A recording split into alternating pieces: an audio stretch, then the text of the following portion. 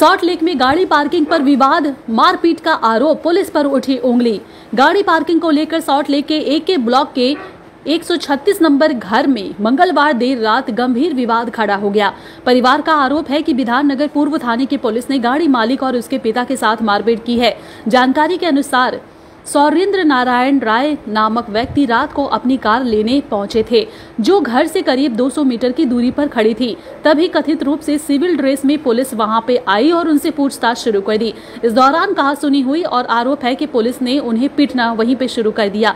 शोर सुनकर उनके पिता मजुनेंद्र नारायण राय मौके पर पहुंचे। आरोप है कि पुलिस ने उन्हें भी पीटा, जिससे उनकी कमर में चोट लग गई है और तुरंत ही उन्हें सॉल्ट लेक के एक निजी हॉस्पिटल में एडमिट करवाया गया।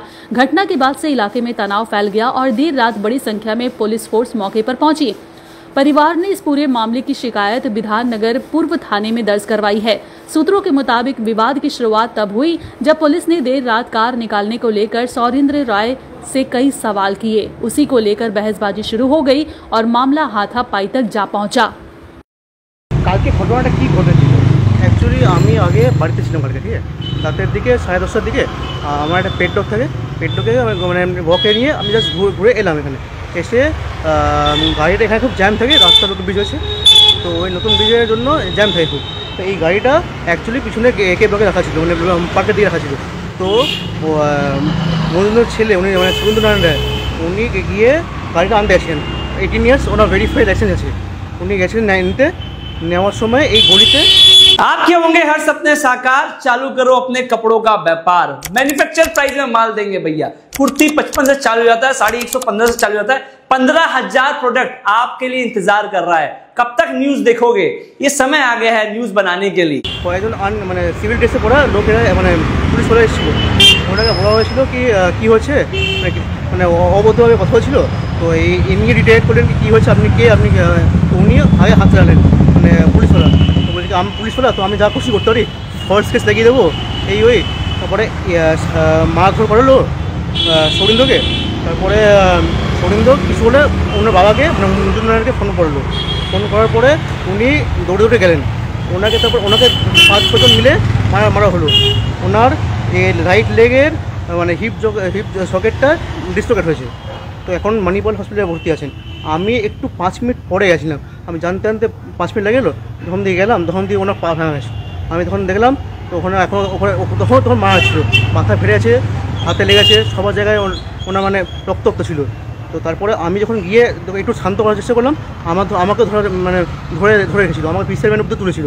আমার বলছিল সব পিসের ব্যান্ড তুলবো, কেস তুলবো আপনার সব মানে ফেক কেস করে দেবো, মানে পাওয়ারে ফুল মিসইউজ হয়েছিল। তারপরে ওনার এখানে আইসি এলেন, একটু শান্ত করলেন, তারপরে হসপিটালে গিয়ে এখন ভর্তি আছেন। ঘটনাটা সিম্পল ছিল, ওটাকে বিস্তার করে দিল পুলিশ। আমার ছেলে গাড়িটা পার্কিং ছিল, এখানে পার্ক করা ছিল পার্কের সামনে, ওটা বাড়ি থেকে এসে নিয়ে যাচ্ছিল কি বাড়িতে নিয়ে যাব। ও রাস্তাটা তো আমাদের রাস্তাটা খুব ব্যস্ত থাকে, সেই জন্য তখন রেখে দিয়েছিল। এবার যখন রাস্তা ফাঁকা হয় তখন গাড়িটা ও নিয়ে যেতে এলো কি বাড়ি নিয়ে যাব।